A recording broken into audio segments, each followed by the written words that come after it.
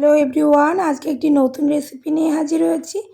আজকে বানাবো মাছের ঝোল আর মাছের ডিমের বড়া। প্রথমে কড়াইয়ে সর্ষের তেল ভালোভাবে গরম করে নুন হলুদ মাখানো রুই মাছগুলোকে তেলের মধ্যে দিয়ে লাল লাল করে মাছগুলোকে ভেজে নেব। প্রথমে 3টে মাছ তেলের মধ্যে দিয়ে ভালোভাবে ভেজে নিচ্ছি। এক পিঠ ভাজা হয়ে গেছে, অপর পিঠটাও ভেজে নেব। মাছগুলোকে উল্টে দিচ্ছি। মাছগুলোর দু পিঠই ভাজা হয়ে গেছে। এখন একটা পাত্রে মাছগুলোকে আমি তুলে নিচ্ছি। এখন এইভাবে বাকি মাছগুলোকেও আমি তেলে দু পিঠই ভেজে নেব। আর একটু তেল দিয়ে দিলাম, দু পিঠই ভেজে নিচ্ছি। এই যে দু পিঠ ভাজা হয়ে গেছে, এখন ওই মাছগুলোকেও পাত্রে তুলে নিলাম। এখন কড়াইয়ে সর্ষের তেল দিয়ে এই যে মাছের ডিমটাকে বেসন পেঁয়াজ কাঁচা লঙ্কা দিয়ে ভালোভাবে মেখে নিয়ে গোল গোল বড়ার আকারে তেলের মধ্যে ছেড়ে দিচ্ছি। ডিমগুলোকেও লাল লাল করে ভেজে নেব দু পিঠই। গ্যাসের ফ্লেমটা রেখেছি মিডিয়ামে।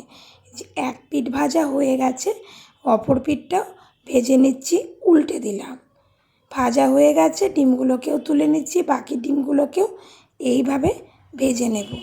মাছের ঝোল আর মাছের ডিমের বড়ার ঝোল খেতে খুবই ভালো লাগে। আমি দুটো জিনিসই আজকে একসাথেই রান্না করছি।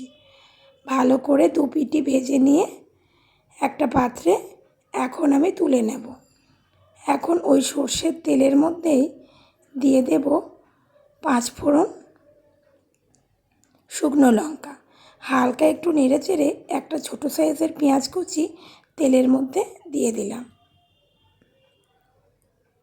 এখন পেঁয়াজটাকে লাল লাল করে একটু ভেজে নেব। পরিমাণ মতো হলুদ গুঁড়ো,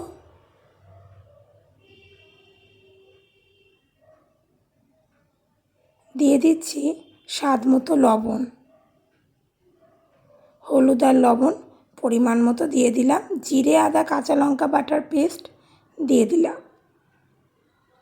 অল্প একটু জল দিয়ে নেব যাতে পুড়ে না যায়। এখন ভালোভাবে মশলাটাকে আমি কষিয়ে নেব।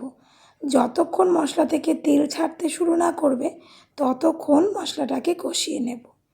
এখন এর মধ্যে দিয়ে দেব একটু কাশ্মীরি লঙ্কার গুঁড়ো। ভালোভাবে কষিয়ে নিচ্ছি। দেখুন বন্ধুরা, মশলা থেকে তেল ছাড়তে শুরু করেছে। এখন যেটুকু পরিমাণ ঝোল করব সেটুকু পরিমাণ জল দিয়ে দিলাম। ঝোল ভালোভাবে ফুটতে আরম্ভ করলে ভেজে রাখা মাছ আর মাছের ডিমগুলো ঝোলের মধ্যে দিয়ে দেব। দিয়ে দিলাম। এইভাবে 5 থেকে 7 মিনিট গ্যাসের ফ্লেম হাইতে দিয়ে ভালোভাবে ফুটিয়ে নেব। 5 থেকে 7 মিনিট ভালোভাবে ফুটিয়ে নেব গ্যাসের ফ্লেম হাইতে দিয়ে। বন্ধুরা, আজকে আমার এই রেসিপি কেমন লাগলো অবশ্যই কমেন্ট করে জানাবেন। আর ভালো লাগলে আমার চ্যানেলটি সাবস্ক্রাইব করতে ভুলবেন না। তৈরি হয়ে গেল মাছের ঝোল আর মাছের ডিমের বড়া।